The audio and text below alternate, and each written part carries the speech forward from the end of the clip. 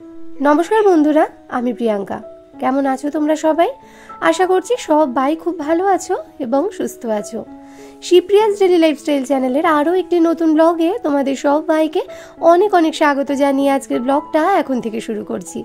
घड़िते समय एखन भोर 5:30। এখন একটু সকাল সকালই উঠতে হচ্ছে, মানে একটু ভোর ভোরই উঠতে হচ্ছে আর কি। জানোই তো গতকাল মাকে নার্সিং হোমে অ্যাডমিট করা হয়েছে, তো এখন সমস্ত সংসারের দায়িত্বটা আমার ওপরেই।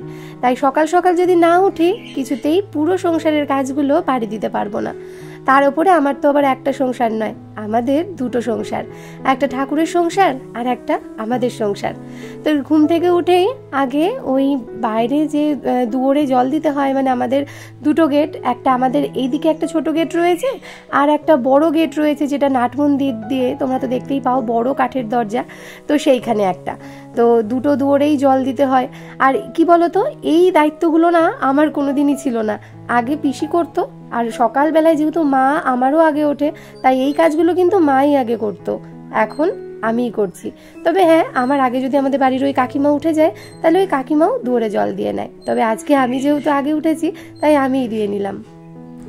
ভোরের দিকটাতে বেশ কিন্তু ঠান্ডা ঠান্ডা পড়েছে, তাই ওই গামছাটাই একটু মাথায় কানে গায়ে জড়িয়ে নিলাম।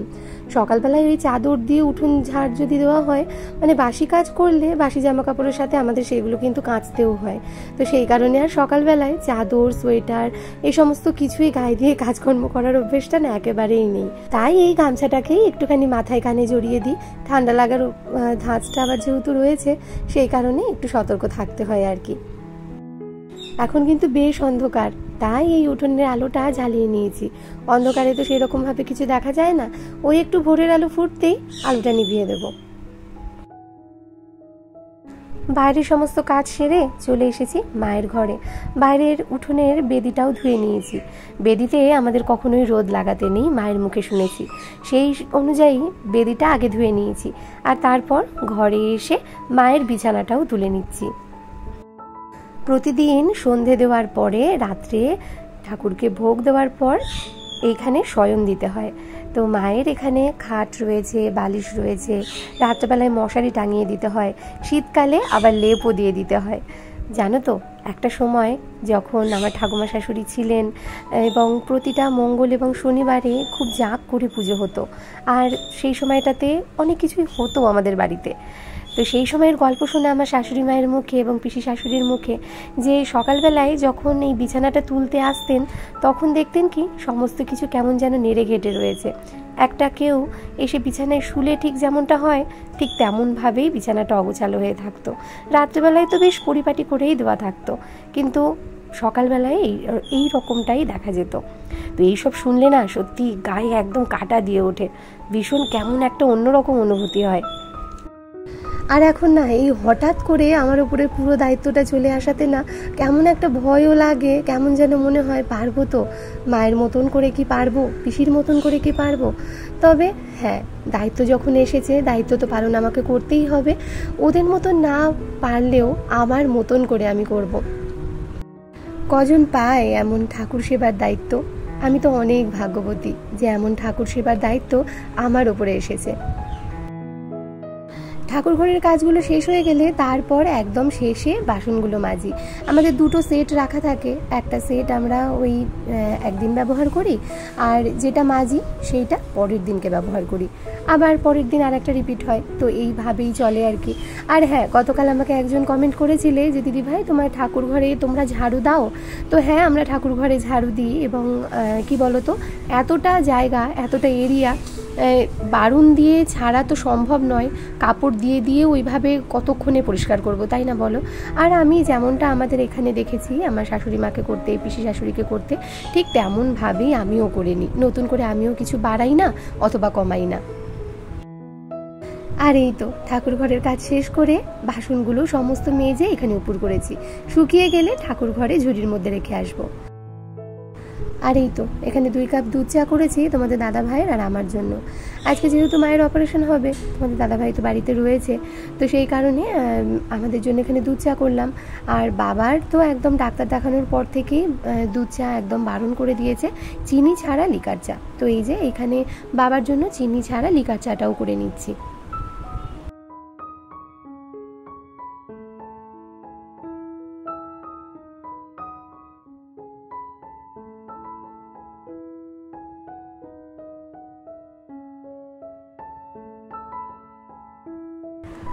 তোমাদের দাদাভাই বললো বিস্কুট খাবে না, তাই শুধু চাই ওকে দিলাম, আর আমার জন্য চায়ের সাথে মুড়ি। তবে 1 বাটি নয়, হাফ বাটি নিয়েছি। ঠান্ডাটা বেশ পড়েছে, চাদরটা বের করে দিয়েছি তোমাদের দাদাভাইয়ের জন্য। বিছানাতে রোদ আসছে আর গায়ে পড়ছে বলে তোমাদের দাদাভাই চাদরটা গায়ে দিতে চাইলো না। ভোরবেলা থেকে এক টানা অনেক কাজ একসাথে করে নিয়েছি। এবার একটু চা খেয়ে নিয়ে একটু বসে নিই, তারপর আবারও রান্না বান্না শুরু করব। ওদিকে ঠাকুর ঘরে সমস্ত জিনিসপত্রগুলো বাবার একদম কাছে কাছে রেখে দিয়েছি, যাতে করে বাবার পুজো করতেও সুবিধা হয়। আজকে সকালবেলায় রুটি আর করিনি, ওদিকে বাবা যেহেতু বললো এনশিওর খাবে, আর তোমাদের দাদা ভাইয়ের জন্য আর বাবানের জন্য একেবারে সেদ্ধ ভাতই করে নিলাম। আজকে যেহেতু মায়ের অপারেশন, তোমাদের দাদা ভাইকে একটু তাড়াতাড়ি নার্সিংহোমে চলে যেতে হবে, আর সেই কারণেই আর কি একদম ভাত খাইয়ে পাঠাচ্ছি, কারণ জানি না ও বেলায় আসতে আবার কত দেরি হবে। দেরি তো নিশ্চয়ই হবে, হয়তো সন্ধেও হয়ে যেতে পারে।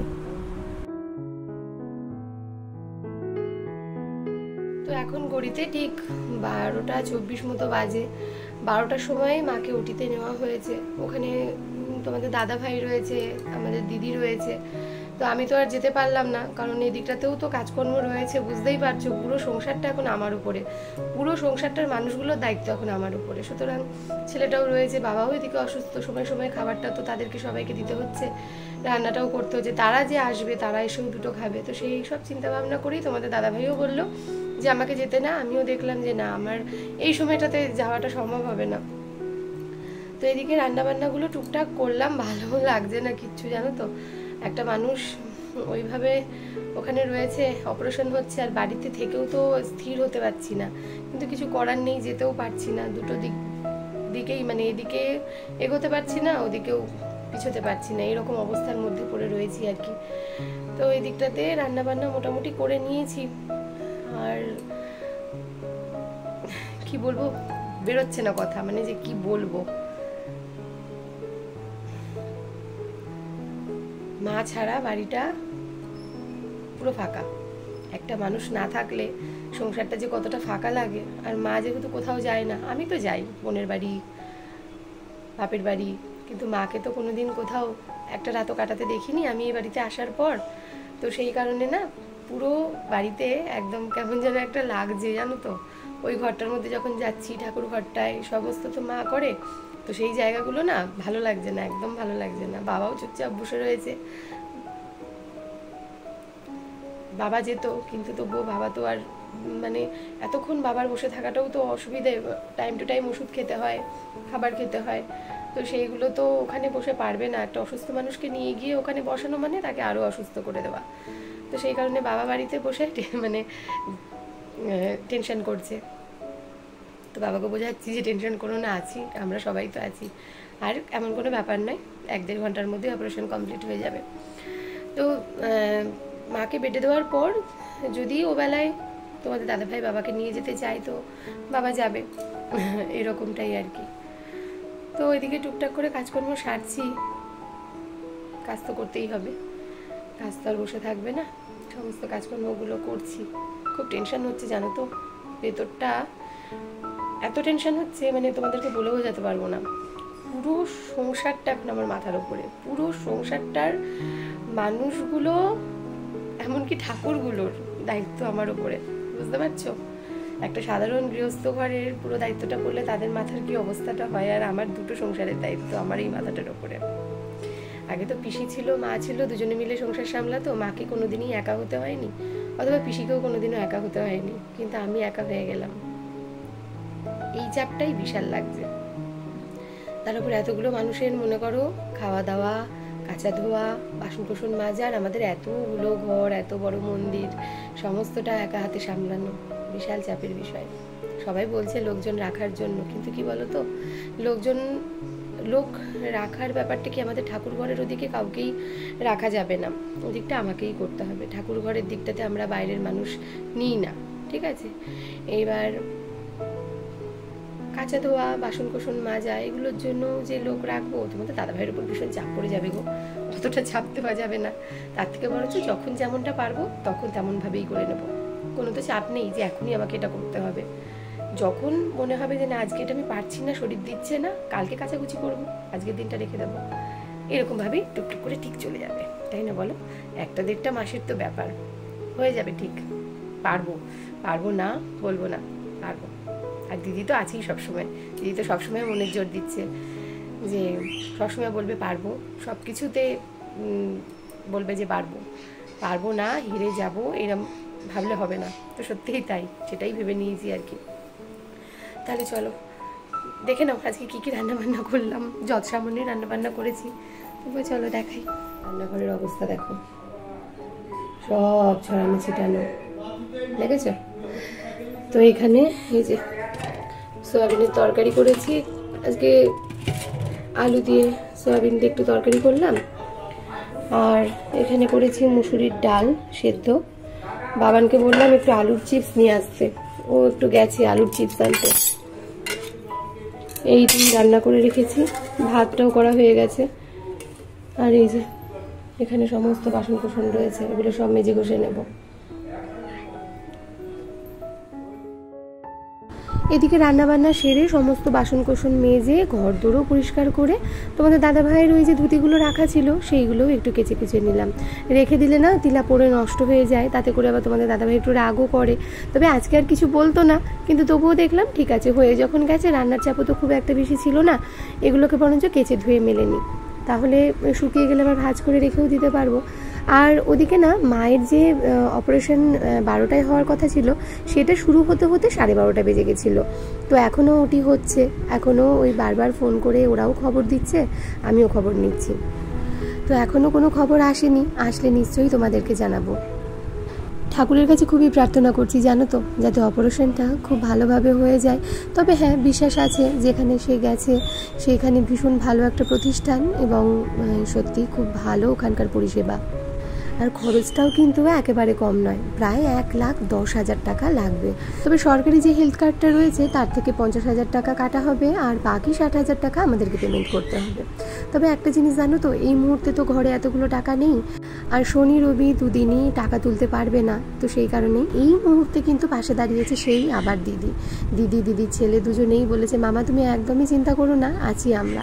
তো এই মুহূর্তে সত্যিই তারা কিন্তু ভীষণই আমাদের পাশে এসে দাঁড়িয়েছে।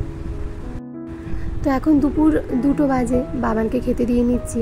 আর বাবাকেও বললাম যে এখন দিয়ে নি, কিন্তু বাবা এখন কিছুতেই খেতে চাইছে না, তবুও জোর করেই বাবাকে এখন খাইয়ে দেবো। কারণ ওই যে বসে বসে একা একা টেনশন করছে যে কি হচ্ছে, কতদূর কি হচ্ছে। তো আমি বললাম যে খেয়ে দিয়ে নিয়ে তারপর বরঞ্চ তুমি বসো। ঘড়িতে এখন বাজে ঠিক বিকেল 4:30, আর সমস্ত জামা কাপড়গুলো একদম শুকিয়ে গেছে, তো সেগুলো দেখে দেখে তুলে নিচ্ছি। আর ওদিকে না মায়ের অপারেশনটাও হয়ে গেছে, মাকে খানিক বাদেই বেডে দেবে, কারণ এখন আবার ওই অপারেশনের পরেই একটা ওই এক্সরে হবে, এক্সরে করিয়ে নিয়ে তারপর বেডে দেবে। আর ওখানে দিদি আর তোমাদের দাদাভাই দুজনেই এখনও আছে। মাকে বেডে দিলে তারপর দেখা করে ওরা ফিরবে। আর দিদি বলেছে ছোট ছোট করে কিছু ক্লিপ নিয়ে আসবে, যেটা আমি তোমাদেরকে দেখাতে পারবো। মানুষটার অপারেশন হয়েছে এই সবে মাত্র, আর দেখো সবে বেডে দিয়েছে, আর কিছুতেই যেন তার একমাত্র ছেলের বউকে ভুলতেই পারছে না। এই চিন্তাতেই সে ব্যস্ত যে কিভাবে আমি সংসারটা সামলাচ্ছি। একটা মাত্র ছেলের বউ তো, তাই হয়তো এত চোখে হারায়। তাহলে চলো আজকের ব্লগটা এখানে শেষ করছি। কেমন লাগলো গো জানাতে ভুলো না। আমার মা যেন তাড়াতাড়ি সুস্থ হয়ে ওঠেন, তোমরাও আমার সাথে সেই কামনাই করো। সবাই ভালো থেকো, সুস্থ থেকো এবং অলওয়েজ হ্যাপি থেকো। আর হ্যাঁ, আমায় মনে রেখো, আমার ভিডিওর অপেক্ষায় থেকো। তাহলে আজ আসি, আগামী দিন আসছি নতুন কোনো একটি ব্লগের সাথে। শুভরাত্রি।